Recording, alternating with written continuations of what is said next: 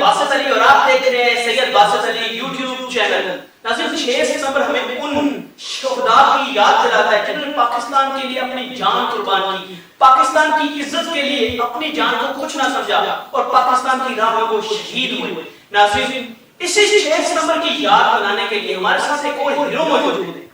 जी हाँ, वो ऐसे हीरो हैं जिन्होंने पाकिस्तान आर्मी 1963 में ज्वाइन की, उसके बाद 65, 71, उसके अलावा जितनी जंगें हुई वो इनकी खुद आंखों से गवाह हैं। और मोस्ट जो इम्पोर्टेंट बात है वो ये है कि अजीज भट्टी साहब को उन्होंने बड़े करीब से देखा और इनसे हम ये भी पूछेंगे और किस किस हीरो को आपने बड़े करीब से देखा। मेरे साथ मौजूद हैं कर्नल शहबाज साहब। सर अस्सलाम वालेकुम। वालेकुम अस्सलाम व रहमतुल्लाहि व बरकातुहू। सर कैसी तबीयत है, पहले ये बताएं। औज़ु बिल्लाहि मिनश शैतानिर रजीम, बिस्मिल्लाहिर रहमानिर रहीम। तबीयत अल्लाह ताला का फज़ल कर बड़ी अच्छी है, लेकिन जब 6 सितंबर आता है तो हमारी तबीयत जो है वो 2000 गुना बेहतर हो जाती है। क्या बात है। जज्बा जो है हमारा 6 सितंबर वाला वो आता है, आप जवान हो जाते हैं सर। फिर वो मैं आपको जरा बात कर दूं कि 6 सितंबर जो है 65 की लड़ाई जो है ये एक अनफिनिश एजेंडा जो था हमारे पाकिस्तान बनने का, कश्मीर का, ये उसका एक इसका एक कंटिन्यूएशन, क्योंकि अंग्रेज़ों ने और माउंटबेटन ने और नेहरू ने और वल्लभ भाई पटेल ने मिल के एक साजिश की और रेडक्लिफ के ज़रिए रेडक्लिफ अवार्ड में गुरदासपुर का ज़िला जिसमें 52% आबादी मुसलमानों की थी, वो एक साजिश के तहत इंडिया को दिया। क्यों कि वहाँ से एक रास्ता जाता कश्मीर, अगर वो गुरदासपुर हमें मिल जाता तो रास्ता ही उनका बंद हो जाता, कहीं जा ही नहीं सकते थे वो। उन्होंने फिर कहा जी कि बाकी ज़िला की जो है डिस्ट्रीब्यूशन सारी होगी ज़िले की लेवल पे, लेकिन गुरदासपुर में तहसीलों का फैसला होगा। हमें शकरगढ़ की तहसील दे दी और बाकी 2 तहसीलें गुरदासपुर उनको दे दी। तो ये एक साजिश थी। अब उसके अंदर हुआ ये कि 1948 में उन्होंने कहा कि अंग्रेज़ अफसरों के साथ हमारी यूनिट जो है 17 पंजाब जिससे मैं बिलोंग करता हूँ वो 416 थी उस वक्त जी सर, और वो रजमक में थी यूनिट। अच्छा, उसको रजमक से अब्टाबाद पेश किया गया और अब्टाबाद में जब कश्मीर की लड़ाई शुरू हुई तो वो कश्मीर में आए और ब्रिगेडियर नौशरवां खां हमारी यूनिट के उस थे। और जब समर ऑफेंसिव लॉन्च किया इन्होंने, अब देखिए हम अभी सोच रहे थे, अब देखिए कि क्या तदबीरें, नेहरू क्या कर रहा था, इंडिया क्या कर रहा था और हम क्या कर, हम सोच रहे थे। उन्होंने जनरल करियापा को जो लेफ्टिनेंट जनरल था जो बाद में कमांडर इन चीफ बना, वो कैलकाटा में कोर कमांडर बनाया, उसको उन्होंने शिफ्ट किया, वहाँ से वेस्टर्न कमांड में खड़ा किया। साथ एक उसके अलावा वेस्टर्न कमांडर के अलावा उसके नीचे एक कोर खड़ी की जी, उस कोर के नीचे 3 डिवीजन फौज खड़ी की। एक डिवीजन के अंदर जनरल थमाया जो बाद में उनका कमांडर इन चीफ बना, फिर जनरल कलवंत सिंह, फिर जनरल आत्मा सिंह। ये सिखों ने जो सरसती की हैं, सिखों ने आके फिर वहाँ पे हिस्सा लिया और समर ऑफेंसिव उन्होंने लॉन्च कर दिया अप्रैल के बाद 1948 में जी। जब उन्होंने समर ऑफेंसिव लॉन्च किया तो हमारी 2 मेजर वैलीज हैं जहाँ से श्रीनगर से वो शुरू होते थे। तो बाकी मेरा इस पर आर्टिकल भी है कश्मीर पे मैंने लिखा, वो मैं उसमें नहीं जाना चाहता, लेकिन सिर्फ आपको छोटा बताता हूँ। एक पांडव फीचर में था जो मेन जेलम वैली में था, वहाँ ब्रिगेडियर अकबर खान साहब ने रोका। और ये जो नीलम वैली थी यहाँ पर लेफ्टिनेंट जनरल अजीब खार बाद उसको ब्रिगेडियर थे, उनका ब्रिगेड था और हमारी यूनिट थी 17 पंजाब, उसको 416 थी। तो ब्रिगेडियर नौशरवां खान ने ये हालत ये थी कि उन्होंने पूरी बटालियन को लगाया, रोका जाके वहाँ, और चुंज फीचर में 9000 फुट की बुलंदी से रस्से बांध के एक तोप को वहाँ से ऊपर से फायर कराया, अचानकपन हासिल किया, मोटरसाइकिल चला दी ताकि दुश्मन को पता चला कि यहाँ टैंक आ गए, हालांकि वहाँ टैंक जा नहीं सकते दुश्मन को परेशान करने के लिए। और फिर जो अटैक किया, अच्छा, वो अटैक जो हुआ वो बिगुल के ऊपर अटैक हुआ। कभी सुना है आपने कि जो अटैक हो बिगुल में जाया उन्होंने? सुबह के टाइम पे नमाज फजर के मुताबिक जब हमला था तो बिगुल के जरिए पूरे बिगुलर्स हमारे इकट्ठे करके ब्रिगेडियर नौशरवां खान ने कहा अब हमला करो। दुश्मन बिल्कुल घबरा गया, उनका पता। और वो फिर जब हम पहुंचे तो दुश्मन तकरीबन फर्क हो चुका। उस वक्त सर आप क्या थे? नहीं, मैं तो बच्चा था, मैं तो 4 साल मेरी उम्र थी उस वक्त, लेकिन मेरे वालिद साहब उस वक्त सियालकोट पे थे कैप्टन, अच्छा, 1947 में। और वो जितनी भी जम्मू से मुहाजिरीन आ रहे थे एज स्टेशन स्टाफ अफसर, वो उनको रिसीव कर रहे थे एज ए कैप्टन और उनको फिर आगे भेज रहे थे। और उनको जितने भी मुहाजिरीन हैं उनके साथ ब्रिगेडियर प्रोफेसर ट्रेसलर थे, उनकी बेगम उनके साथ रेड क्रॉस में थी और ये सोशल चल रहा था उस वक्त थे। लेकिन अभी coming on to 65 war. Sir आप ये पहले बताएं कि आपने 1963 में आर्मी ज्वाइन की। मैं पीएम में गया। और जब आप 65 की जंग हुई तो आप कहाँ पे थे? मैं पीएमए में था, हमारे फाइनल टर्म में थे हम, अच्छा और हमने पास आउट होना था 1 अक्टूबर को। अच्छा अब जब 1 अक्टूबर को पास आउट होना, हमारी परेड की तैयारियां हो रही थी, बिल्कुल पासिंग आउट परेड के दिन ही कोई नहीं थे। अचानक हमें ऑर्डर मिला कि अभी दुश्मन ने हमला कर दिया। और उससे पहले हम चूंकि कैडेट्स थे, तो हम जब रन ऑफ कच्छ का वाकया हो रहा था तो we were already in knowledge कि क्या हो रहा है, फॉलो अप कर रहे थे। उन्होंने कहा जी फौरन छुट्टी की हमारी, ऑर्डर मिला के जाएं आप एंटी रूम में और सदर पाकिस्तान की तकरीर सुने जाके। अच्छा हम पे सदर पाकिस्तान की तकरीर सुनने के लिए सारे कैडेट्स अपने अपने एंटी रूम में चले गए। वहाँ 6 सितंबर की वो जो 3.5 मिनट की तकरीर थी ना फील्ड मार्शल अयूब खान साहब की, उसने बदला दिया। वो तकरीर क्या थी, बड़ी सिंपल थी। उन्होंने कहा 9 से 10 करोड़ अवाम जिनके दिल ला इलाहा इल्लल्लाह मुहम्मद रसूलुल्लाह से धड़कते हैं, वो उस वक्त तक खामोश से नहीं बैठे, उस तक चैन से नहीं बैठेंगे जब तक दुश्मन की तोपें खामोश ना। वाह वाह क्या वो जो बलवा, उधर ही हम कैडेट से 19 साल 20 साल हमारी उम्र थी, नारे लगाने शुरू कर दी। उसी वक्त कमांडेंट साहब का ऑर्डर आ गया। सॉरी एक बात काट दूं, अयूब खान साहब कैसे थे, आप लीडर कैसे थे? वो अच्छा लीडर था, दिलेर आदमी था। उसी ने तो सारा कोऑर्डिनेशन की, पूरी अपोजिशन के साथ मीटिंग की। देखे ना, एक लीडर की ये काबिलियत है कि उसने पूरे नेशन को इकट्ठा कर दिया। और अपोजिशन उस मार्शल लॉ के जरिए आए थे ना, सदर Pakistan presidential form of government था, लेकिन वो अपोजिशन को लेके साथ चले। क्योंकि ये बात आप शाह साहब नोट करें, बासित साहब, कि कोई भी लड़ाई अकेले ना फौज लड़ सकती है ना अवाम लड़ सकती, ये एक यूनिटी होनी चाहिए। लेकिन अफसोस के साथ कुछ कह लें कि लिबरल सोच या कुछ इस तरह की सोच आप कह लें, वो आर्मी को हमेशा ही पॉइंट आउट करती है। वो सर लिबरल सोच नहीं है, लिबरल टाइप नहीं है, लेकिन वो एक सोच है, बड़ी सर सोच नहीं है। वो अपने आप को, सर सॉरी टू से, वो अपने आप को समझते हैं कि हम बहुत ज्यादा दिमाग रखते हैं। नहीं सर, वो लिबरल सोच नहीं है, वो नुमाइंदे हैं रा के। अगर आप अजीत दोल की, मोदी की तकरीरें सुने, और अजीत दोल जो रा का राय, वो आजकल वो सिक्योरिटी एडवाइजर है मोदी का, उसको आप लिंकअप करें, उसकी तकरीरें सुने, यही निकलेगा। वो तो यही कह रहा है। और उसने कहा है, यहाँ तक कहा है कि हमने पैसे दे के लोगों को हायर किया है। और उसके ये लफ्ज है, अगर आप, उसने एक तकरीर की है जो अपने वो रा के जो नए अफसर हैं उनको लेक्चर दे रहा है। उसने कहा आप लोगों ने जाके ये देखना है, शिया सुन्नी की लड़ाई करानी है, सारे सूबों की लड़ाई करनी है, सिंधी बलोचिस्तान की और पंजाबियों की आप लड़ाइयाँ करनी है। और इसके लिए हम खरीदने के, उनके पाकिस्तान में काफी लोग हैं जो बिकने के लिए तैयार। ये उसकी तकरीर है, ये उसकी, मैं को अपने पास से नहीं, बिल्कुल राइट बात है सर। इनका शो करता है कि ट्विटर पे, अक्सर ये लोग ट्विटर पे पाए जाते हैं। मैं आपको बताऊं, ये इनका सबसे बड़ा मसला है कि आर्मी बजट खा गई। ओ भाई, आपने इंडिया की आर्मी का बजट देखा है, आपने अमेरिका की देखा है? बजट जरूरी है, बजट तो आर्मी का होना इतना जरूरी है। कल दुश्मन चढ़ जाए, हम क्या करेंगे सर? सर उसके बावजूद देखें कि पिछले 3 साल से हमारा जो बजट है कोई इंक्रीज नहीं की। जनरल बाजवा साहब देख लें, भाई साल पिछला हुआ है ये जो था। नहीं, वो जो हुआ है वो इक्विपमेंट के लिए हुआ है, लेकिन वैसे बजट वैसे नहीं हुआ। लेकिन चूंकि इन्फ्लेशन ज्यादा थी, बल्कि कम किया है। तो बात असल ये है कि ये वो लोग हैं जो इंडियन एजेंट्स हैं, जो हायर की। और ये मैं नहीं कह रहा, ये अजीत दोल कह रहा है, जो सिक्योरिटी एडवाइजर है।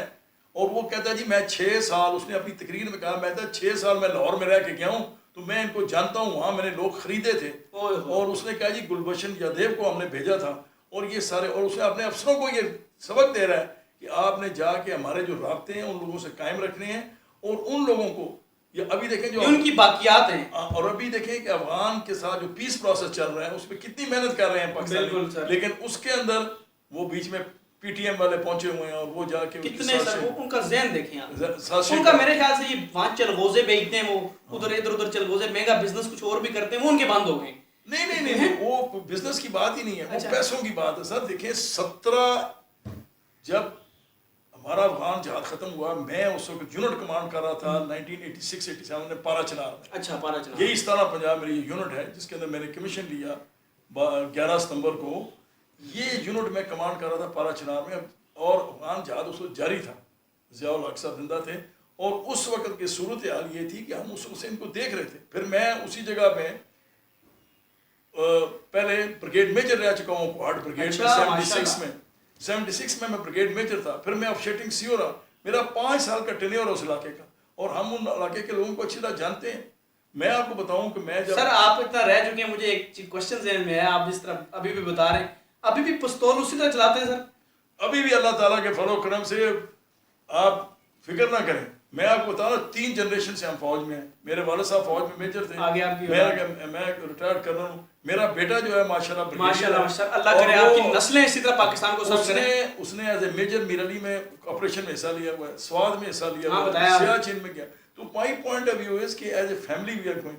अब ये जो लोग हैं ना, ये आपको समझने की कोशिश करनी है कि जब 76 में हम गए तो 76 का क्या ज़माना था, उस सरदार दाऊद ने टेक ओवर किया हुआ था उसका, जब हमने यहाँ से। तो बात दरअसल ये है कि ये लिंक अप है, ये वो अजीत दोस्त के नुमाइंदे हैं, बिल्कुल जो पैसा चलता है।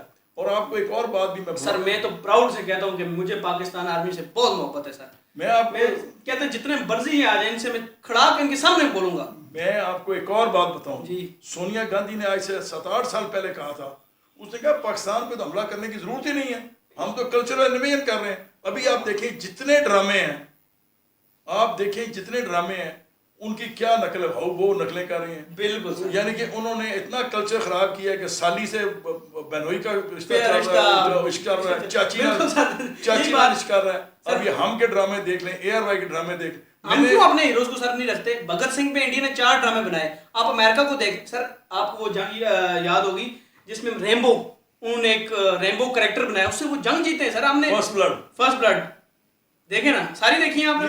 हाँ सारे हमने। और फर्स्ट ब्लड रेगन ने उस वक्त बनाई थी जब ईरान के अंदर उनका नुकसान हो गया था, याद है? बिल्कुल सर, यही बात। उसके रिएक्शन के अंदर उसने फिर फर्स्ट ब्लड बनाई, क्योंकि वो अगर फर्स्ट ब्लड अगर आप देखें तो शुरू के सीन क्या है, उन सीन के अंदर वो जो थानेदार है, उनका तो शरीफ है, वो उसको जलील करता है, क्योंकि ये हालत थी कि वियतनाम से आया, कहता वी हेट यू। लेकिन फिर आखिर में क्या हुआ, दे सेड कि वो हेट से वी लव यू। ये पोजीशन होती है कि अवाम और फौज they have to be like this. और ये मैं स्पिरिट ऑफ 65 की बात हूँ, वही जब तकरीर हुई 3.5 मिनट की बात, हम 65 बार पे आज बात करना बड़ा जरूरी है। और ये भी ना करें कि 6 सितंबर को आप दिखा के 7 सितंबर को भूल जाए, पूरा साल चलना चाहिए, हमें याद करनी चाहिए। तो 6 सितंबर की याद, वो जो तकरीर थी बलबला, उसका रिजल्ट क्या हुआ? आपने अगर राजा अजीज भट्टी निशान हैदर का ड्रामा देखा है, उसके अंदर हमारी यूनिट में लाहौरिये कफन बांध के और साकी लेके हमारी यूनिट में पहुंच गए। टैंकों के नीचे भी सुना है घुसे थे, वो सियालकोट में हुआ। लेकिन यहाँ लाहौर में जब ये पहुंचे तो हमारी बड़ी यूनिट के अंदर आप सुबह ने कहा भाई हम लड़ रहे हैं बेचारे, आप जाओ भाई, आप तो खाने का फायर आएगा, आपके पास तो प्रोटेक्शन नहीं है, हम तो मोर्चों में है।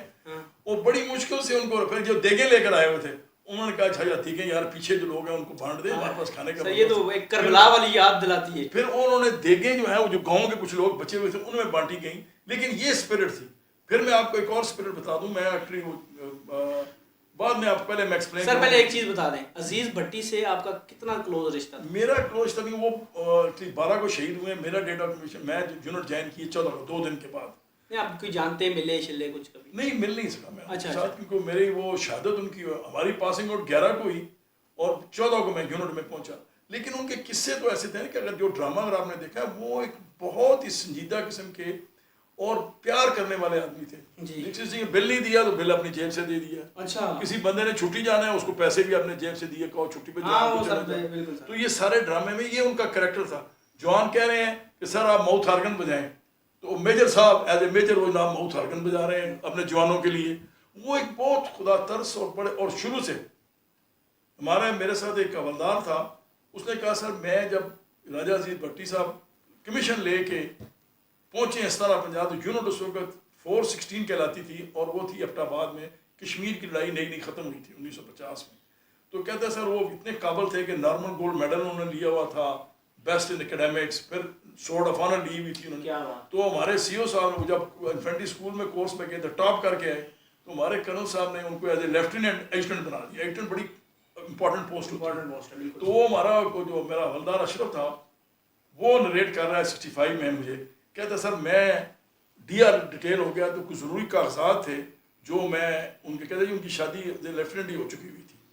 कहते जो कागजात लेके उनके घर गया, तो घर के बाद अब अफसर साहब का घर था, तो मैं अंदर तो नहीं जा सकता था।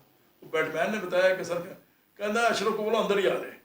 अब मैं डरते डरते कि भाई एडिशनेंट साहब, एडिशनेंट का बड़ा रोब होता है। कहते जब मैं आगे गया तो उनकी बेगम साहबा चपातियाँ पका रही हैं और वो पीढ़ी पे बैठे हुए खाना खा रहे हैं। मुझे कहा तू ही बैठ पीढ़ी से आग खाना खा ले। कहता मैं तो खैर, मैं कहा नहीं सर मैं कर रहा हूँ। कहते हैं आप देखें कि राजा अजीज भट्टी एज ए लेफ्टिनेंट, बेगम उनकी चपाती बना रही है, ये साथ पीढ़ी पे बैठे हुए जैसे गांव में, और साथ ही नीचे बैठ के तो खा रहे हैं, क्योंकि जल्दी से उन्होंने फिर दफ्तर जाना था। तो वो मुझे कहा तुम भी आ जाओ, बैठ जाओ, खाना खाना है। मैंने कहा नहीं सर, मैं खाना खा कर आया हूँ। फिर उन्होंने फाइल मुझसे ली, उसी फ़ौरन पढ़ी, दस्तखत किए और मुझे कहा कि ये ले जाओ। तो इतने वो सादा थे। ये उसने मुझे हवलदार ने बताया 1965 में उनके वाक़े के मतलब। अब ये बात करते हैं सर, एक शहीद नहीं है, मतलब सिर्फ अजीज भट्टी साहब नहीं है, काबिल एहतराम और भी हमारे बड़े शहीद हैं। किसी से मिलना जुलना हुआ जो हमारे? हाँ, बहुत भाई, बहुत शहीदों से। मेरे कोर्समेट शहीद हुए हैं, मैं बताता हूँ। ये जो हमारे नॉन शहीद हैं जैसे, हाँ मैं बताता हूँ आपको क्यों। राजा शबीर शरीफ शान हैदर, वो मेरे कॉर्पोरल थे पीएमए के अंदर। मैं फर्स्ट टर्म में था, वो फोर्थ टर्म में थे, और वो ऐसा ही दबंग था जैसे वो शहीद हुआ। उस वक्त पीएमए के अंदर एक कॉर्पोरल था, हम उससे बड़ा डरते थे। हम सेकंड हम फर्स्ट टर्म में थे, वो फोर्थ टर्म में थे, सीनियर थे, कॉर्पोरल थे। फिर बाद में बटालियन सीनियर अंडर अफसर बन गए, सोर्ड ऑफ ऑनर ली। रोबदार थे। सही सर, वो रोबदार क्या। और फिर उनको इतना प्यार था अपनी प्लेटून के, जब वो बन गए ना बटालियन सीनियर अंडर अफसर, तो फिर भी हमारी प्लेटून से रब्ता रखते थे। जनरल वीरा सूर्या जो कमांडर इन चीफ रहे हैं श्रीलंका के, वो हमारी प्लेटून के थे। श्रीलंकन जो थे कैडेट थे हमारे साथ, हमारे क्योंकि 3 हमारे कैडेट थे, 5 कैडेट थे श्रीलंकन जो हमारी टर्म में थे। उसमें से जनरल वीरा सूर्या। ये कैसे हो सकता है? श्रीलंकन कैडेट्स आते हैं ना ट्रेनिंग के लिए, ट्रेनिंग के लिए आते हैं, ट्रेनिंग के लिए आते हैं ना कैडेट्स। तो वो एज ए कैडेट हमारे साथ ही थे ना फर्स्ट टर्म के अंदर, वो भी फर्स्ट टर्म में थे। वो सबको रगड़ा इकट्ठा मिलता था। तो जनरल वीरा सूर्या जब कमांडर इन चीफ बन गए, तो बाद में यहाँ एम्बेसडर बने, फिर वो आए, उनके साथ हमारी बड़ी दावतें होती थी, बड़ी बातचीत याद करते थे। तो कमिंग ऑन बैक टू 65 वहाँ, तो अब जब हम निकले वहाँ से, तो पहुँचे वहाँ पंजाब सेंटर में, तो वहाँ ऑर्डर आ गया कि अच्छा ठीक है जी, आप 14 तारीख को पहुँचे उधर यूनिट के अंदर। अब मैं आपको एक और किस्सा बड़ा इंटरेस्टिंग। कर्नल हमारे लोधी साहब होते थे, जो सीनियर इंस्ट्रक्टर थे, चीफ इंस्ट्रक्टर थे पंजाब सेंटर में। बिल्कुल सर। वो सारे जो हमारे को 15-20 जो हम कैडेट्स पास आउट हो रहे पंजाब रेजिमेंट में जा रहे थे, तो उनसे उन्होंने बातचीत की। उन्होंने क्वार्टर मास्टर को बुलाया। उसने कहा अच्छा बच्चे, बात यह है कि खैबर मेल पे 14 तारीख को ये आपके वारंट है, खैबर मेल पे आपने पिंडी से चढ़ना है। पिंडी से चढ़ना है। मैंने जेलम से चढ़ना था, जो पिंडी वाले थे पिंडी से चढ़ना था, तो आप पहुँच जाए। लेकिन आज ऐसा करें, वो 12 तारीख थी उसे, उनके कल सुबह नाश्ते के बाद आप चले जाएं यहाँ से, घरों में चले जाएं, घर में अपने माँ बाप को मिलने। पता नहीं कोई शहीद हो जाए, कोई जिंदा रहे ना रहे, तो कम से कम माँ बाप को मिलने। ये देखे ना उनका कितना प्यार वाला रिश्ता था। और वो बड़े सीनियर अफसर थे, उन्होंने सेकेंड वर्ल्ड वॉर में हिस्सा लिया हुआ था।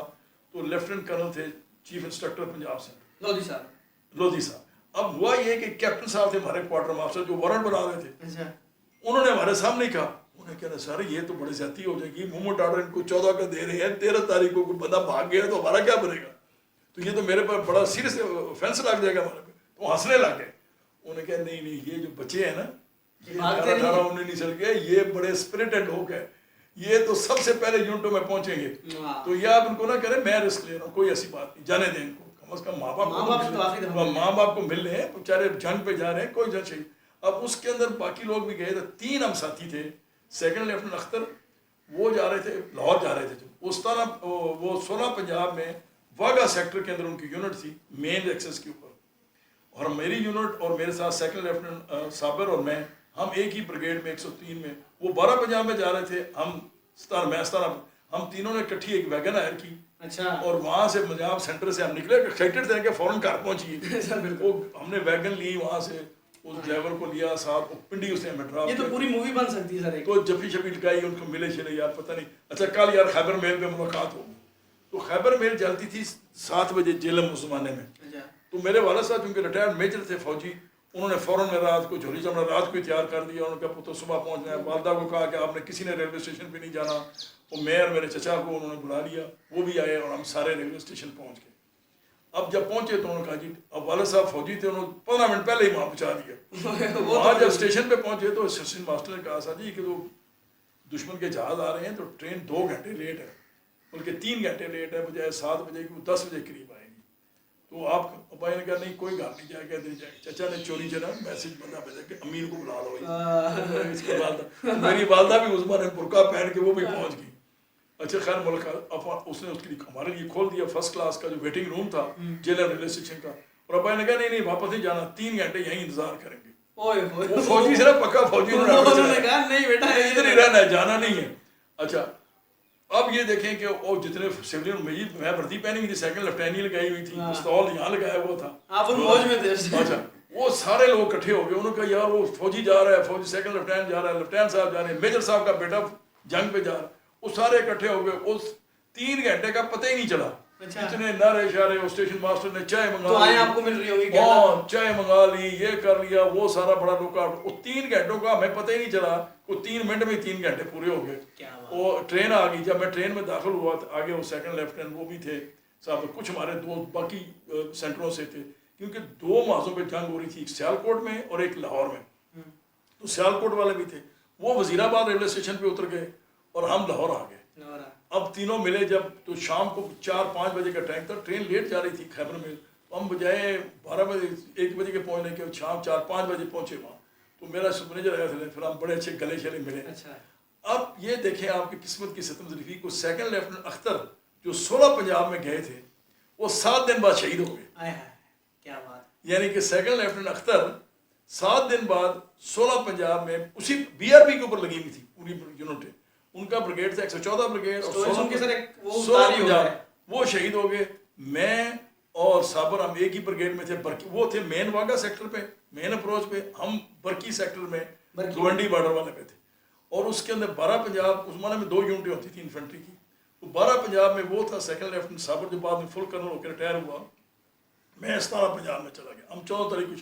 और देखें कि पूरी लड़ाई के बाद हम अप्रैल तक वहाँ रहे, और अप्रैल के बाद हमें ऑर्डर मिले कि हमने फिर ईस्ट पाकिस्तान जाना था। मेरी उससे साबर से मुलाकात नहीं हुई, यानी कि एक ही ब्रिगेड में हम इतने क्लोजनेस रहने के बावजूद, लेकिन ऑपरेशनल स्ट्रेटजी की वजह से हम फील्ड में थे, वो भी अपनी फील्ड में था, और वो 12 पंजाब चेंज होकर 24 बलोच आ गई, लेकिन मुलाकात उससे नहीं हुई। देखो ना, वो जो अमलाइक हुई थी मुलाकात वही थी।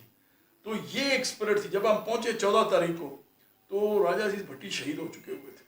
अब राजा अजीज भट्टी खबर आ गई थी। हाँ, नहीं, वो तो शहीद हो गए थे 12 तारीख को। जब हम पहुंचे तो बड़ा सब्दा माहौल था। लेकिन अब मैं उनकी शहादत की बात करने लगा हूँ। उस शहादत से पहले मैं शफकत बलोच साहब का किस्सा बताता हूँ, जिन्होंने ओडेरा ट्रेन ली थी। उस जमाने में जो कॉन्सेप्ट फील्ड मार्शल अयूब साहब ने दिया हुआ था, वो advance defence on broad front था। उसमें 1/3 फौज जो थी वो रहती थी डिफेंस में, 2/3 पीछे, और आर्मर के साथ वो जब दुश्मन किलिंग जोन में आ जाता था उसको तबाह करने का ये प्लान था। वाह। अच्छा, अब जब वो डेरा ट्रेन पे पहुंचे, 5 तारीख को हमें खबर मिल गई थी, रात को 5-6 की रात को निकले। शफकत बलोच साहब की कंपनी जो एडवांस पोजीशन थी, पूरे ब्रिगेड की एक कंपनी एडवांस पोजीशन में, वो डेरा ट्रेन पे लगी। 2:30-3 बजे शफकत बलोच साहब वहाँ कंपनी लेके पहुंच गए। उन्होंने पहुंच, अच्छा जवानों बनाओ भाई, मोर्चे शोर्चे खोदो। मोर्चों की पहले निशानदेही एक दिन पहले 5 तारीख को हो चुकी हुई थी। उन्होंने कहा अच्छा आप ऐसे करें कि मोर्चे शोर्चे खोदें और इन मोर्चों के अंदर आप लगाएं, और चाय शाय बनाओ भाई, चाय पूड़ी लाओ, नाश्ता करें। अभी वो बात कर ही रहे हैं तो कुछ लोग वहाँ डेरा ट्रेन क्रॉस करके आए, कुछ सिविलियंस। उन्होंने कहा सर तुसा इतने खड़े हो तो दुश्मन का हमला हो गया। उन्होंने कहा नहीं, गलत बात करो। उनका फौरन ड्राइवर को बुलाया, जीप में बैठे और बॉर्डर की तरफ चलना शुरू। जो ही उन्होंने बॉर्डर में कोई 1-2 किलोमीटर 1 मील गए होंगे, तो वहाँ से रेंजर्स और सारे वो हमारी RNS कंपनी थी, वो प्लटून लगी हुई थी, वो भी वापस आ रहे। उन्होंने बताया नहीं सर दुश्मन का हमला हो गया, तो खाने का फायर आ रहा है, तो आप 7-20 अच्छा। शफकत बलोच साहब फ़ौरन वापस आए, ब्रिगेड में इतला की कि भाई जल्दी जल्दी अपनी यूनिट में इतला की, भाई मोर्चे जल्दी से खोदो, दुश्मन तो दस्ती करो काम, दुश्मन तो जल्दी पहुंच गया। और जो RNS की प्लटून थी 11 FF की, उनको उन्होंने शुमाल में, उस पुल से शुमाल में लगा दिया रेड ट्रेन पे, और अपनी जो कंपनी थी वो तीनों प्लटूनें आगे लगा के जो हमारा कॉन्सेप्ट था वो लगा दी। अब देखिए अल्लाह ने कैसे मदद की, ये अल्लाह ताला का करम होता है। बेशक। अब सूरज निकल रहा था, चुस मुसरे का टाइम था, सहरी का टाइम, फजर की नमाज का टाइम होगा कि दुश्मन उधर पहुंचा है, ये इंडियन।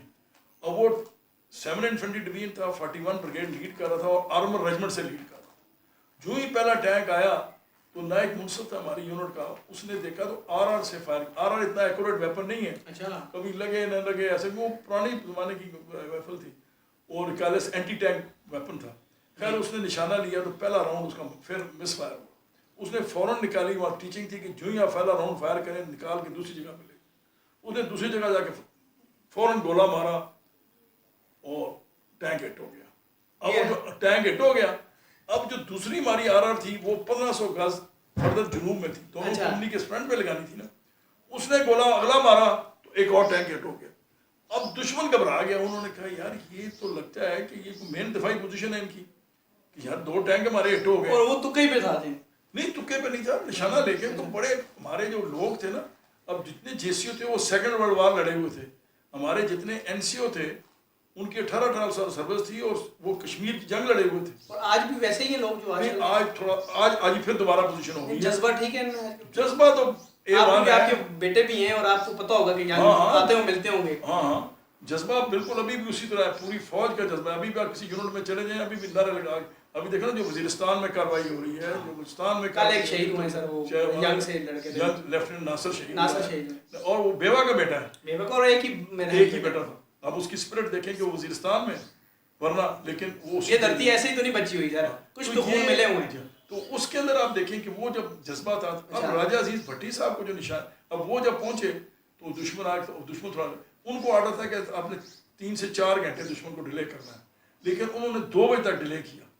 फिर उनको ऑर्डर मिले शफकत बलोच साहब को भी आप वापस चलें, क्योंकि हमने अभी पिछले बरकी का पुल भी उड़ाना है, तो आपके पास तो गाड़ियाँ हैं। वो फिर RNS प्लटून को उन्होंने ऑर्डर दिया और खुद वो सारे जीपें लेके चले, और एंट्री ना हो अगर दुश्मन आए, पुल उड़ाओ। पुल उड़ाना था। सुबदार फैजली उधर दूसरी साइड से आके, मेरी जो कंपनी थी बी कंपनी, वो हम कोरिया साइड पे पदरी में थे। खैर एनीवे वो जब ड्रा करके पहुंचे, अब एक और राजा अजीज भट्टी का कारनामा छो, ये तो शफकत बलोच का कारनामा हो गया। अब राजा अजीज भट्टी साहब, लोग कहते हैं जी टैंक का गोला लगा और शहीद हो गए, निशान लो, ये बात नहीं है। 6 तारीख को वो डेलीगेशन के साथ थे, 5 तारीख को रेकी करके वो वापस गए, तो एक डेलीगेशन आया हुआ था बाहर से, तो दुश्मन का तो पता नहीं था, वो उसको कंडक्ट कर रहे थे 6 तारीख सुबह को, तो कम नहीं वो परे लगा गए हुए थे। लेकिन उससे पहले जब डिस्कशन हुई तो उन्होंने कहा ब्रिगेड कमांडर को कि सर हम दिफाई पोजीशन जो है नहर पे ना लें, नहर के आगे लें, क्योंकि दुश्मन को हम 8-9 मील का एरिया क्यों खुला छोड़ दें कि वो निकले वहाँ से। कौन सी नहर थी सर? BRB, खंबा वाला रावी बेदियाँ, ये जो बड़ी नहर जो आज यहाँ पर राजा अजीज भट्टी निशान हैदर की, वो मैंने आपको तस्वीरें भेजी हैं, देखी हैं मैंने, तो जहाँ वो शहीद हुए हैं उस जगह की बात करो, BRB खंबा वाला रावी बेदियाँ में। तो उन्होंने कहा सर ये हम खाली नहीं छोड़ेंगे। खैर चूँकि वो बड़े आउटस्टैंडिंग अफसर थे, ये वो मेजरान थे जनरल अब्बासी और ये, जिनको as a major field marshal Ayub Khan Sahab by name जानते थे, तो ये बड़े ब्रिलियंट अफसर थे। इन्होंने कनाडा का स्टाफ कोर्स किया हुआ, उधर से BM रहे हुए, यानी बड़े यहाँ से भी ब्रिलियंट थे और वैसे भी हाँ दिलेर थे। और बिकॉज जानते थे ना, because he was professionally very competent, he knew exactly कि दुश्मन अभी कैसे करेगा। इनका कहना माना गया, उन्होंने कहा अच्छा ठीक है जी। इनकी फिर 2 प्लटूनें जो थी वो आगे लगाई, 1 प्लटून पीछे छोड़ी ताकि वो दफाई मोर्चे शोर्चे जो BRB पे हैं वो तैयार करे। अब इनको एक और प्लटून 12 पंजाब से दी गई, क्योंकि उन्होंने कहा कि 3 प्लटूनें इनकी पूरी कर दें। तो 12 पंजाब की एक प्लटून सुबदार आलम ज़ेब के नीचे वो उनको दी। सुबदार आलम ज़ेब को बाद में 17 जुर्रत मिला। अच्छा। तो ब्रिगेडियर रहमान साहब जो हमारे दूसरे सेकंड लेफ्टिनेंट से थोड़े सीनियर थे, वो सेकंड लेफ्टिनेंट थे, वो प्लटून कमांड कर रहे थे, एक हमारे JCO प्लटून कमांड कर रहे थे। और राजा अजीज भट्टी साहब ने अपना जो कंपनी हेडक्वार्टर और ऑब्जर्वेशन पोस्ट बनाई वो बरकी गांव से आगे एक चुबारा है, चुबारा मैंने आपको भेजा है, उसको जरूर आप डिस्प्ले करें कि वो ये साथ में दिखा रहा हूँ इसमें। वो 4 उनको जो मिला है 4 रातें और 5 दिन दुश्मन को एक पूरे इन्फेंट्री डिवीजन को रोकने रखने की उनको निशाने आदत मिला है। ये नहीं कि आखिर में लड़े, जब फिर अल्लाह ताला का करम ये तो सर पता भी हमें कि नहीं, और देखें अल्लाह ताला का करम देखें ना, अल्लाह ताला ने कैसे 65 की लड़ाई में जब नीयत साफ हो तो अल्लाह मदद करता है। अल्लाह ने कैसे मदद की कि वो जो चुबारे में थे उसके अंदर डायरेक्ट टैंक का हिट आया, तोपखाने का फायर आया, और दुश्मन ने हवाई जहाज़ों से भी फायर किया उसके ऊपर, और वो तबाह हुआ तो चुबारा। लेकिन राजा अजीज भट्टी और उनके साथ जो 5 और जवान थे उनको खराज तक नहीं आई। क्या बात है, ये अल्लाह की काम, जख्मी तक नहीं हुआ और वो उधर ही बचे रहे। और वो फिर 10-11 की रात को उनको फिर ऑर्डर मिला कि अभी आप फ़ौरन वापस आएँ, बिकॉज अभी दुश्मन पहुंच गया हुआ है। क्योंकि दुश्मन जब नाकाम हुआ तो 41 ब्रिगेड को चेंज करके दूसरे ब्रिगेड को उन्होंने कमांड दी और ब्रिगेड चेंज किया उन्होंने 7 डिवीजन के, इतने वो नाकाम हो चुके हुए। ये जब 10-11 की रात को वापस विड्रा किया, तो अगर आपने ड्रामा देखा तो उसमें किश्ती का एक सीन है।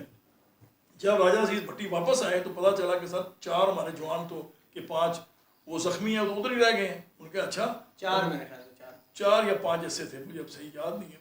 बस उन्होंने कहा अच्छा 4, तो उन्होंने कहा मैं फिर वापस जाता हूँ। वो फिर किश्ती लेके 10 बंदे अपने किश्ती में बिठाए और उनको लेके वापस गए वो रस्से के साथ, किश्ती को दरिया BRB पार की। जब वहाँ पहुँचे तो वहाँ रात के 11-12 बजे का टाइम था, दूर दूर लड़ाई हो रही थी, गुत्थम गुत्था ये वो। तो इन्होंने लास्ट नाइट असमतुल्ला था हमारा एक, वो LMG फायर कर रहा था, वो शहीद हो गया। वो जख्मी हुआ तो वो फायर कर रहा था ऊपर रख के, नीचे से फायर नहीं हो सकता, मोर्चे से बाहर रख के फायर कर रहा था। वो बेचारे को जख्मी हुआ, लेकिन जख्मी